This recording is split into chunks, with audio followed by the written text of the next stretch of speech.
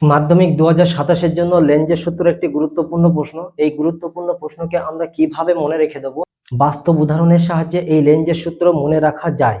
কিভাবে? মনে করে নাও, গার্লফ্রেন্ড কি করলো, একটা গার্লফ্রেন্ড তার বয়ফ্রেন্ডকে ফোন করে ডাকলো কোনো একটা স্থানে। ডাকার পরে বয়ফ্রেন্ড যখন গার্লফ্রেন্ডের দিকে যাবে এগিয়ে, তখন এই গার্লফ্রেন্ডের একটা বাস্তব ধর্ম আছে, কি সেটা হচ্ছে সবসময় ঝামেলা করা। এ কি করবে? আসা মাত্রই ঝামেলা শুরু করে দিল। যেই ঝামেলা শুরু করে দেবে, সঙ্গে সঙ্গে এই বয়ফ্রেন্ড কি করবে, তার অভিমুখটাকে পরিবর্তন করে দেবে। এটাই হলো লেঞ্জের সূত্র। ঠিক একই রকম জিনিস সংজ্ঞায় বলে দিচ্ছে, আবিষ্ট তড়িৎ প্রবাহ এমন একটি অভিমুখে হবে যে কারণে প্রবাহের সৃষ্টি হয়। তাহলে গার্লফ্রেন্ড ডাকলো বলেই বয়ফ্রেন্ড গেল, তাহলে যে কারণে প্রবাহের সৃষ্টি হলো, প্রবাহ আবার কি করলো, সেই কারণকেই বাধা দিল। অর্থাৎ নিজেই ডাকলো আবার নিজেই বাধা দিল।